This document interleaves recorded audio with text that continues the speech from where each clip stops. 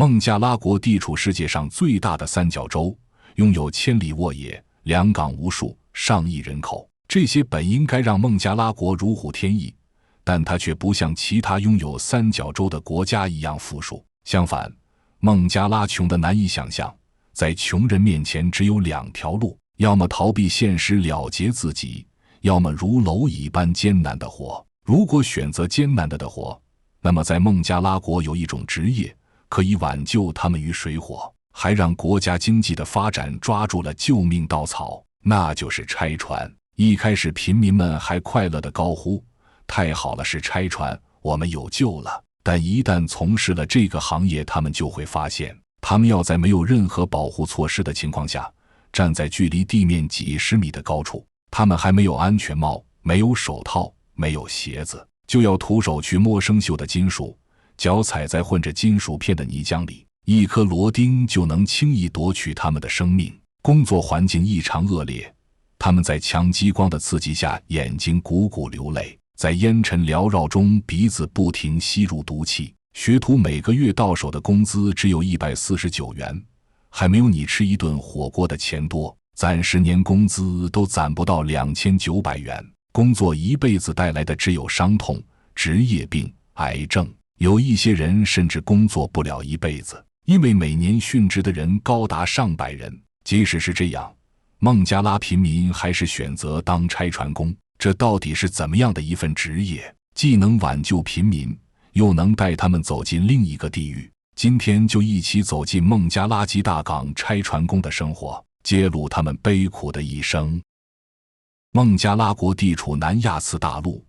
也就是我们常说的印度半岛。孟加拉国几乎被印度给包围了，它的东西北面都与印度接壤，东南面与缅甸毗邻，正南方则是孟加拉湾，所以孟加拉国也算是一个临海的国家。不仅如此，孟加拉国还坐拥世界上最大的三角洲——恒河三角洲。三角洲由恒河、布拉马普特拉河、梅格纳河冲积而成，面积6.5万平方公里，大部分在孟加拉国南部。这样，孟加拉国南部的地区可以大力从事农业。孟加拉国的面积约14.7万平方公里，比中国辽宁省略小，但人口却高达1.74亿人，是辽宁省人口的4倍，人口密度极为密集。人虽然多，但是经济却不怎么样，贫富差距极大。孟加拉国是世界上最不发达的国家之一，国民经济水平低，所以孟加拉国常年紧抱着联合国和世贸组织的大腿，是一个重度依赖他国外交的国家。为方便理解，将孟加拉国的货币塔卡用人民币换算后得出，孟加拉国年人均 GDP 只有2万元人民币，有3/4的国民一天的生活费就16元，月薪800元就已经算是高薪体面的工作了。更底层的人民不是烂在贫民窟，就是干些收入微薄的脏活累活，比如一天拉10几个小时的人力车赚5块，走7、8个小时山路到山林里砍柴赚6块，而剩下的1/4人能将孟加拉国的人均 GDP 拉上到2万，可想而知他们是多有钱。孟加拉国的经济主要靠农业和服装业，孟加拉人要想获得一份高薪的工作，就得往大城市跑，比如首都达卡和吉大港市。女人们更喜欢进服装厂脚踩缝纫机，空有一身力气的男人们如果不想干拉车打杂等低薪的体力活，那吉大港市就有一份高薪工作等着他们。可以说，吉大港市是每个出身贫困孟加拉男人梦想的打工圣地，而他们梦寐以求的工作就是拆船工。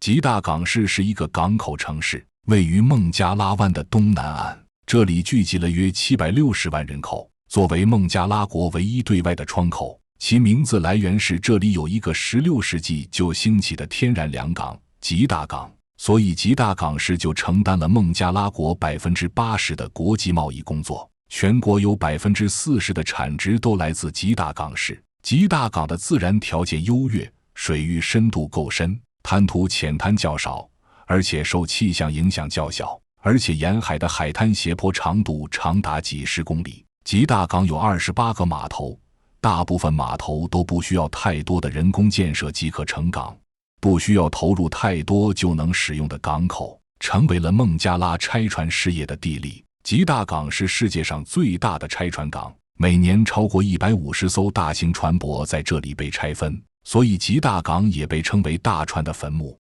吉大港变成大船的坟墓始于一场剧烈的旋风。1960年，一艘希腊船只被海上旋风吹到了吉大港，因为撞击礁石后船体受损严重，这艘船无法重新浮起来，所以只能在海滩搁浅了。这个庞然大物就这么被搁置了4年，直到吉大港钢铁厂买下了这艘船，并将它拆成各种零部件，大赚了一笔。这就揭开了孟加拉国拆船行业的序幕。在1971年孟加拉国解放战争时，巴基斯坦的船被轰炸沉船，一支苏联救援队将船拖到了吉大港。3年后，卡纳夫里金属厂将这艘船拆掉，孟加拉国吉大港能拆船的消息开始向外流出。从1985年开始，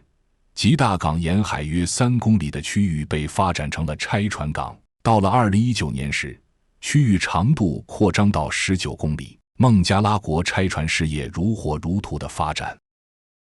近几十年来，孟加拉国吉大港吸引了成千上万艘退役船只。数据显示，2020年全球共有630艘船被拆解，其中孟加拉国拆解了144艘，总重约699万吨的船只。就吨位而言，孟加拉国已然成为全球首选拆巨轮的目的地。拆船业对孟加拉国影响深远。拆船厂将船舶切割分解后，那些钢板、机械、有色金属会卖给金属厂或者回收公司，这就为孟加拉国内的钢铁生产提供了稳定的原材料供应。这些材料占国内钢铁生产原材料需求的 50%， 特别是孟加拉国没有铁矿和石矿，这些退役船只带来的金属挽救了孟加拉国原本需要大量进口钢铁矿石的命运，降低了钢铁生产的总体成本，造福了国内造船、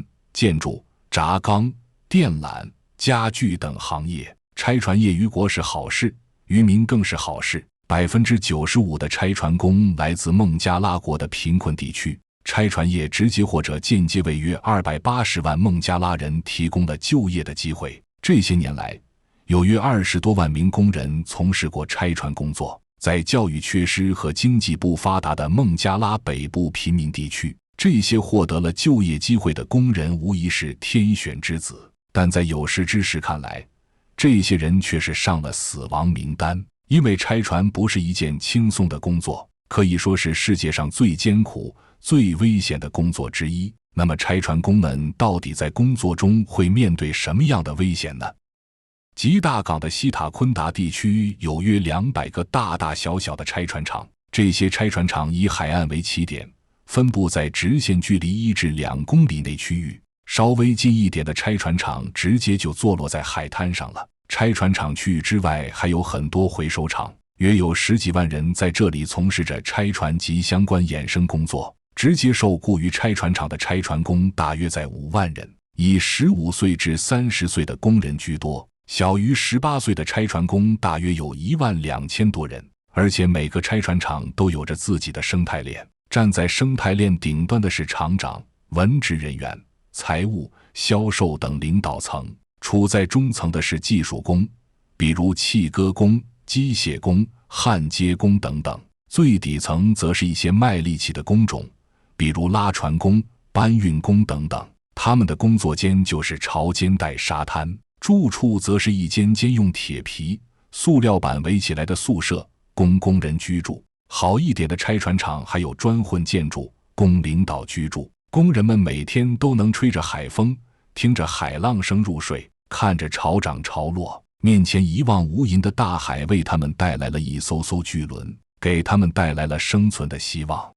一般来说，商船的寿命在25至40年，年龄越大的船越不好维修，维修成本极高，于是他们就会被宣布退役。使命结束的船就会驶向大船的坟墓，即像孟加拉国这样的拆船国家。大船 95% 的钢材会被回收利用，非钢材的部件、比如船上的日用品、工具、机械设备等，就会被翻新以供二手使用。在吉大港的船厂中，被拆卸的最多的是集装箱船、货船和邮轮，因为它们比用途广泛的精密船只更好拆卸。在吉大港，船只到来后要在前海搁浅，还要除气除油，减轻船的重量。这个时候就轮到拉船工上场了。大拆船厂才有机动滑轮设备，普通厂子基本上都是人力拉船。他们要趁着最大潮高的时候，用巨大的铁索将船拉到较干燥的浅滩工作地。如果在涨潮的时候没有将船拉到指定地点，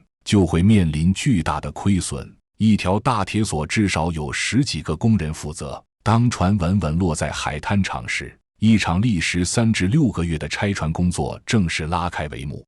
吉大港最长拆的大船约有200米长，型宽高达40米，高度更是有25米以上。如此庞然大物，如果不进行初步切割，是没有办法进行后续的工序的。在进行切割之前，要拆卸和移除船上的部件，比如阀门、电机、水泵、舱门等等，还有船上的家居、桌椅沙发、厨房配件、灯具等等。将船清空后才开始初级切割。在初级切割中，气体切割机切割大约20至50吨的金属块，这些金属块会用绞盘拖到陆地上，再拉到2级切割区进行重新切割。在这个过程中，会对这些船部件进行分离分类工作，还会进行尺寸的调整。都做好后就可以装车拉到交付区，剩下的废料则由拆船厂自行解决。大多数都会被卖到距离拆船厂不远的回收厂。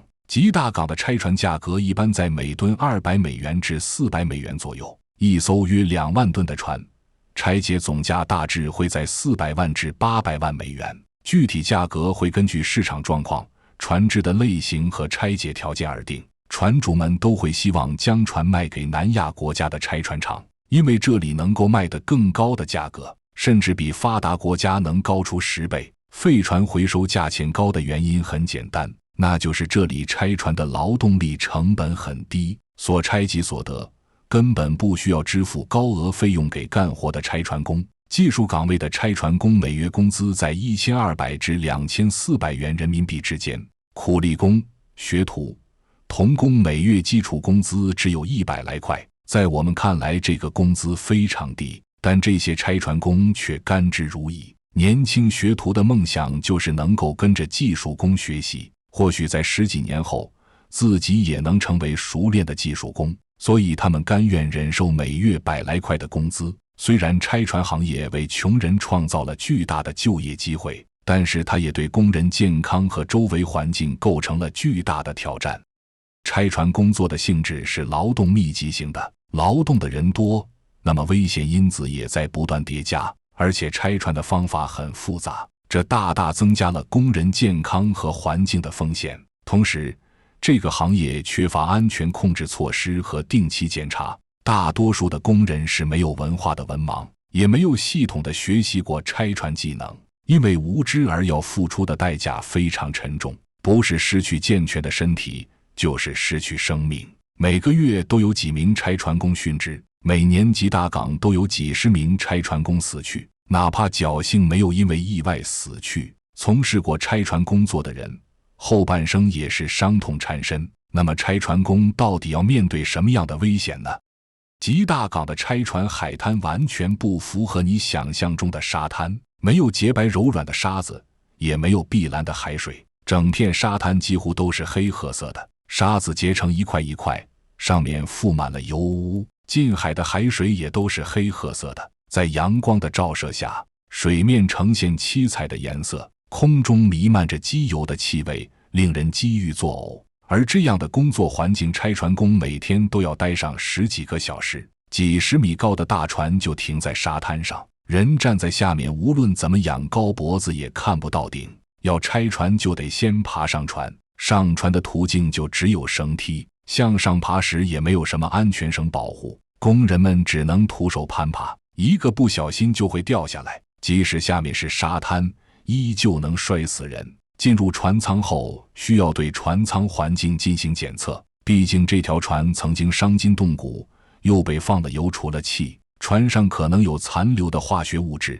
爆燃气体、裸露的电线。密闭的船舱很容易有明火爆炸、毒气弥漫的危险。拆船工们也没有什么仪器可以检测危险，他们检测的工具就是一只活鸡，把鸡丢进船舱半小时，让鸡到处走动，鸡没死那就说明安全，人就可以进去干活了。拆船厂也不会给工人发安全作业服，能给一顶安全帽和一副手套就已经是良心老板了。更多的人则是什么保护措施都没有，就以肉体凡胎的状态直接进去干活。16岁的拆船工吉达有一件较厚的夹克，他每天都会穿它去工作，即使夹克已经脏污破旧，但好歹是厚一点的衣服，可以保护吉达一部分的身体不受损害。为了省钱，厂长也不会给员工发鞋子。拆船工每天都要赤脚踩在满是油污和金属残片的浅滩里，没有保护措施，身体受到伤害是常有的事情。吉大港所有拆船厂几万名员工都凑不出一只没有受过伤的手和脚，大家的手都黢黑无比，到处都是细细碎碎的伤口。不仅手和脚有伤口，他们常常遍体鳞伤，受伤的原因也五花八门。在逼仄的环境工作，一个转身就很容易被裸露的金属割伤身体，要么是使用切割工具时割到自己，要么是光脚踩到尖锐的金属等等。像这种不致命的伤，也没有酒精碘伏来消毒治疗，更不会打破伤风针，最多用清水清洗一下，然后就等着它自己好。有时候伤口刚结痂，新伤又来。98新伤就是拆船工身上的勋章，如果因为破伤风感染死了，那就是他倒霉。和严重的事故比起来，这种小伤算是幸运的了。拆船工在攀爬上船和在高处的船舱工作时，一不留神脚下就会踩空、打滑，会直接从高处坠落而亡，或者是正在船舱里切割物品，也不懂是碰到了什么，突然就发生了爆燃、爆炸、漏电，人被活活烧死、电死，或者是好不容易切割好一块船体，所处的船舱就塌了，空间迅速被挤压，人被挤压挤扁。或者是正在埋头专注工作时，你头顶的好同事不小心掉了颗10几斤重的螺钉下来，正好砸到你的头。23岁的拆船工贝罗就遇到过类似的事情，他正在切割船体的铁片，铁片倾倒的瞬间，一根巨大的水管也从高处坠落，直直冲贝罗而来。贝罗的背后就是船身，如果被水管击中，他就会被活生生夹死水管和船身之中。幸好他身体一矮，侧身躲了过去，同事们都吓出了一身汗，围着劫后余生的贝罗，要让他感谢真主阿拉的保佑。这样的事故属于比较快和急的，一旦发生，要么伤要么死。但拆船工面临的危险还远不止这些，有一些危险的事情每天都悄然发生，一时之间甚至也察觉不到，那就是拆船工作带来的职业病。上万吨的船的表面都有几十到数百吨不等的油漆，油漆含有汞、砷、铅、锌等有害的化学物质。拆船工在切割船体时，高温的气割机会将这些物质熔热，带出来的烟雾中就有很多有害物质，而拆船工根本没有防护的面罩，有毒气体几乎都被吸进了体内。除此之外，船只还有其他危险的废物，包含印刷电路板的封闭剂、机油、舱底油、液压油，还有重金属、多氯联苯、聚氯乙烯等等。拆船工的皮肤经常会碰到这些有毒物质，会渐渐深入皮肤，引起皮肤病或者机体的癌变。而最恐怖、最危险的东西当属石棉。说它最恐怖的原因是它在船只废料中并不起眼。一艘船大约有 7.5 吨重的各类型石棉，这些石棉被拆解出来后，就这么随处扔在海滩上。这些一团团的白棉絮状物堆放在工人每天必经之路，拆船工会踩到，会摸到，会吸入石棉纤维，哪怕知道是不好的东西，在清理时也不会注意防护，他们根本意识不到这些东西会让他们引发严重的石棉肺病。不可逆的肺间质纤维化会严重损害拆船工的肺功能。他们一开始只是觉得呼吸有一些困难，接着就开始了断断续续的咳嗽。等到胸痛、背痛、咳血时，生命也进入了倒计时。原因很简单，他们没钱医治，拆船厂也不会带工人去治疗，他们甚至不敢告诉厂长，生怕被赶走，只能忍受着疼痛继续投入夜以继日的工作。当然，也有一些幸运的拆船工，他们躲过了危险的事故，也避开了有毒的物质，身体看似也没有什么大病，但他们的工作生活也绝不舒适。切割船体除了有毒烟雾，还有刺耳的噪声、刺眼的激光，这些会给他们带来听力和视力的损伤。他们每天工作12至16个小时，拆船厂却只提供2顿饭，只有米饭，偶尔会有一些小菜，连肉都没有，而且饭菜中总有一股子机油味，吃得不好，睡得更不好。潮湿逼仄的员工宿舍卫生条件极差，蚊子、老鼠、蛇蝎都是常客，要么会被传染病毒，要么会被咬伤中毒。流感、肺结核、疟疾、登革热轮番上场，长年累月的高强度工作让他们浑身劳损性损伤，各种腰痛、背痛、脚痛，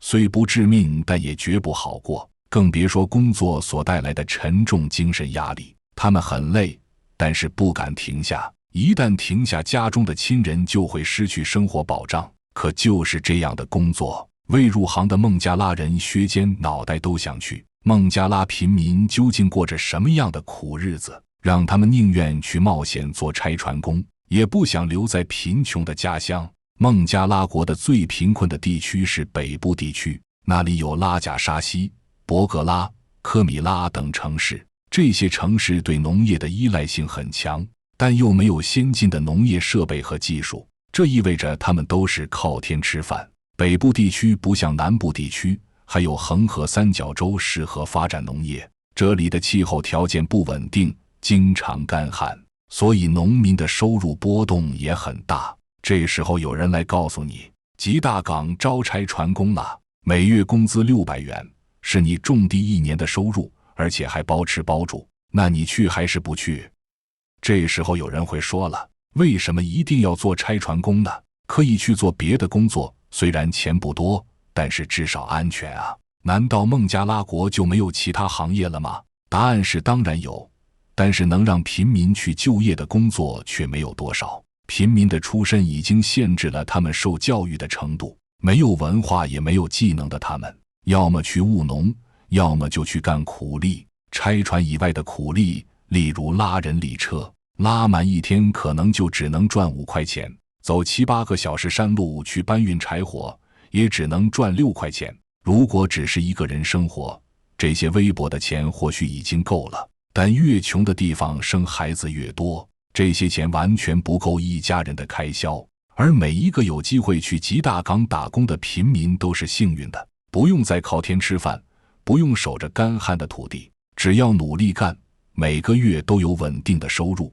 贫困地区每一位11、12岁的男孩的梦想都是去当拆船工，他们梦想着只要干个10年，说不定就能成为技术工了，再干个20年，攒一些钱就能回老家起房子做生意了。至于工作的危险和带来的伤病，他们愿意只身入局，与天作赌，赌自己不会是遭遇事故死亡的那个，赌自己不会因为职业病病痛一生的那个，哪怕只能干个10来年，这10来年的收入足以让自己和家人脱离极度贫困了。除了维持生计，贫民们都觉得去做拆船工是件体面的事情，不仅有稳定的收入，还有面子。因为不是谁都能去拆船厂的，拆船厂对于年轻力壮、动手能力强的人，给的工资也会稍微高些，这是有能力的证明。当一个人对社会有价值时，他内心也会升起荣誉感，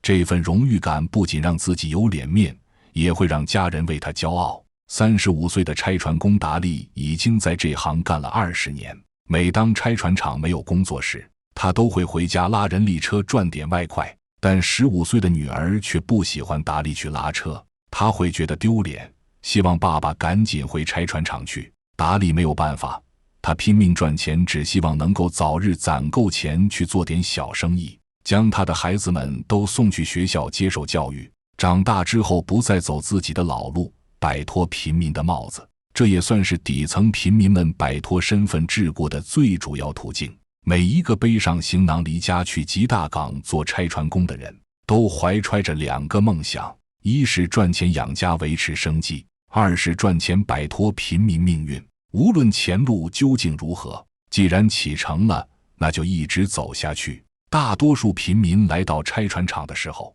还只是一个未满16岁的孩子。虽然孟加拉国的法律禁止使用童工，但上有政策下有对策，都是苦命的人想要讨口饭吃，所以在不被发现的情况下，几乎每个拆船厂都会收留一些孩子。这些孩子从学徒开始做起，每个月工资150元左右，也不会让他们干复杂的活，最多就是搬运和整理东西。个别聪明伶俐的孩子还会被挑选去和老工人学习技术。而且拆船工之间相处的氛围也没有很剑拔弩张，因为都是出身贫困的人，都知道彼此的不容易。他们在日常工作中相互照应，干活搬重物的时候还会一起唱着打气的歌谣，吃饭的时候聊天说笑，一起在浑浊的小池塘洗澡，睡觉前相互处理身上的伤口。日子很苦，但也苦中作乐。前面提到过的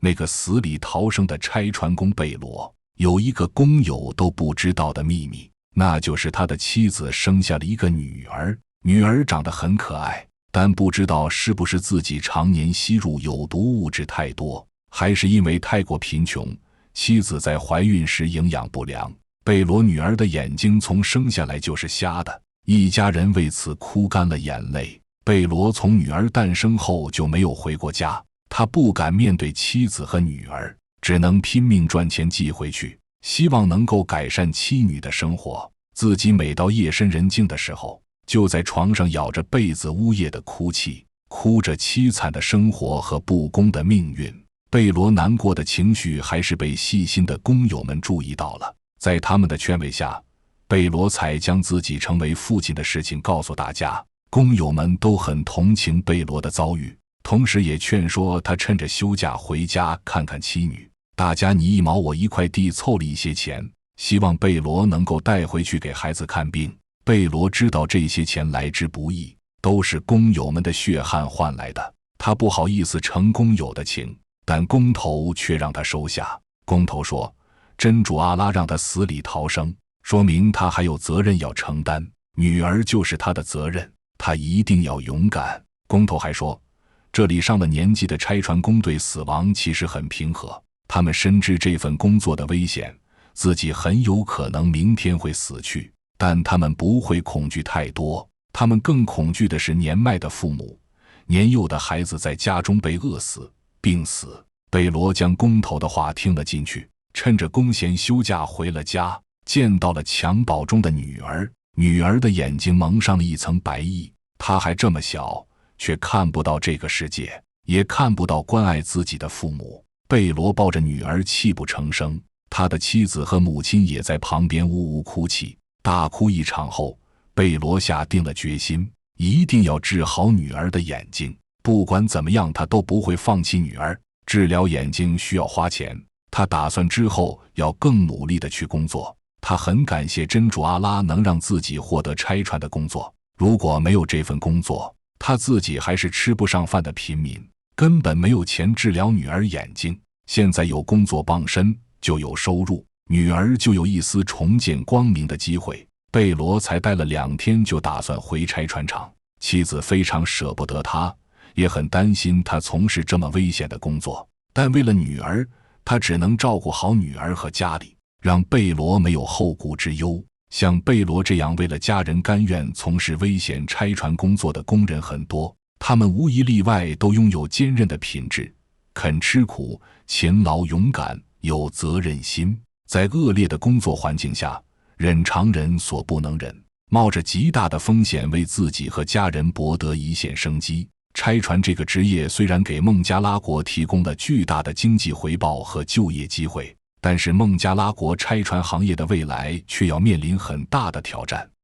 首先就是拆船工的人权得不到保障，高风险的工作却得不到国际行业平均水平的报酬，哪怕最好的技术工每个月的工资也就2400元，发达国家同等的拆船工工资则会翻10倍甚至20倍。当然，也并不是一定要给这么多钱才叫公平，毕竟孟加拉国经济羸弱的国情就在那里，但至少拆船厂、回收厂、船只买家、中间商不要层层克扣拆船工工资，至少要做到按时按量发放工资，多给拆船工一些额外的补助。除此之外，国家政府、拆船厂、工会组织要保障拆船工的健康安全。这些拆船工大部分都没有得到安全作业的工具，没有工作服、安全帽、防毒面罩、手套、鞋子，也没有人对他们进行过系统的行业工作培训，他们无法获得足够的危险信息，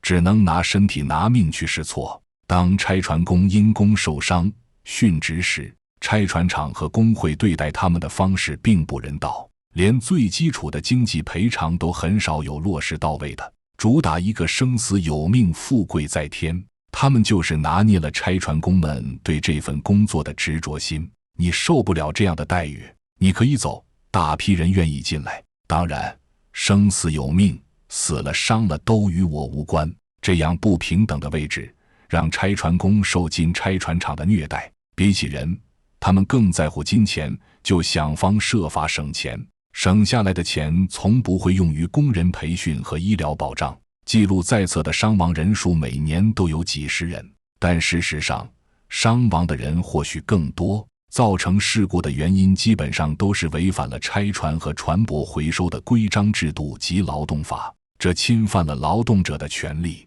而缺乏工会权利、管理不善、缺乏培训、罔顾法律种种，更是营造了危险的工作环境，将拆船工置于险境。而且拆船厂使用童工的情况非常多，但归根结底也怪不了他们太多。如果不让这些孩子进来谋生，那么等同于让他饿死。这些都是孟加拉国政府的失职。其次，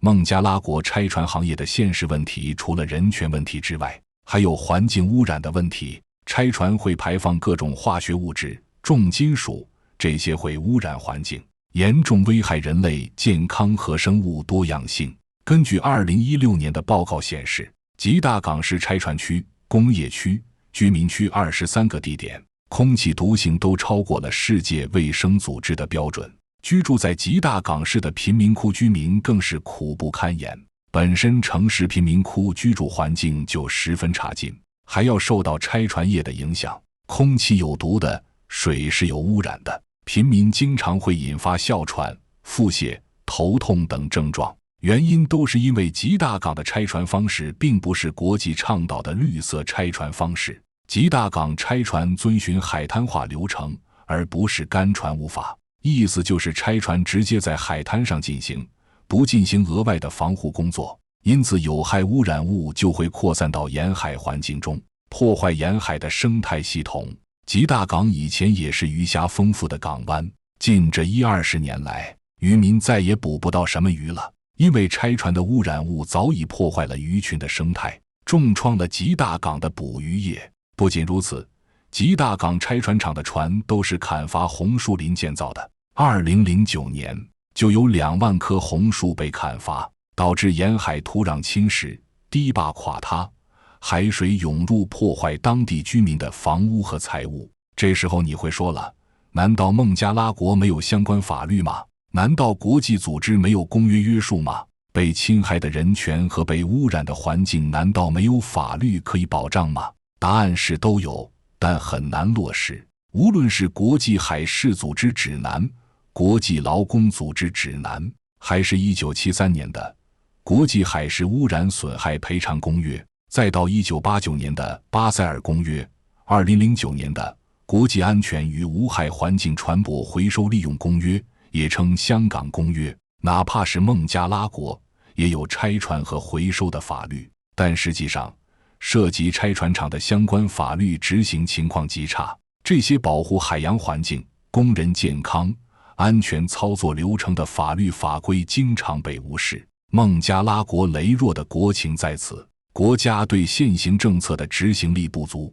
就算有心想管也无力去管，这就使得很多发达国家来这里钻法律空子。你监管力度不够，那我想节省拆船成本，咱们一拍即合，污染就污染吧，没人权就没人权吧，死道友不死贫道的，反正也不是我自己的国家。况且拆船带来的经济回报让孟加拉国对潜在的风险睁一只眼闭一只眼，只愿意去看当下得了多少钱，收了多少钢铁，这才是国家和人民关心的事情。那孟加拉国该如何破局呢？是全面停止拆船业另寻出路，还是继续拆船业忽视现实问题？其实对于孟加拉国这样发展中国家来说，全面禁止拆船业是不可能的，这无疑是因噎废食，大量的劳工及其家属都依赖拆船业而活。拆船业也是国民经济的主要贡献者之一，但从长远看，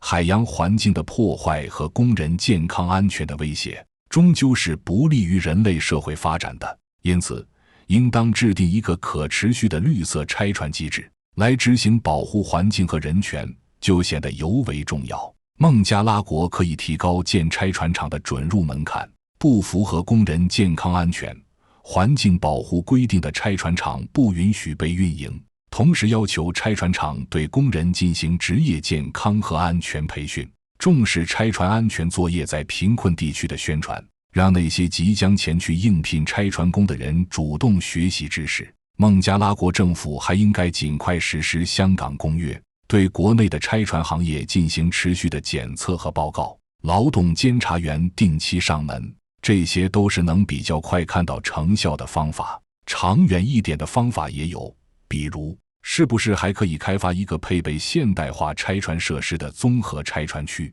这样就可以做到安全拆船、科学拆船。是不是可以要求拆船厂和买家将部分利润投资于企业社会责任项目，这样就有钱可以保障人权和环境了？是不是可以表彰那些做得好的拆船厂，让他们成为典范，鼓励其他拆船厂向他们学习？看到这里，各位观众还有什么方法可以帮助孟加拉国破局的呢？欢迎在评论区说出你的观点，我们一起聊聊。长视频制作不易，欢迎大家关注、点赞、收藏，我们下个视频更精彩。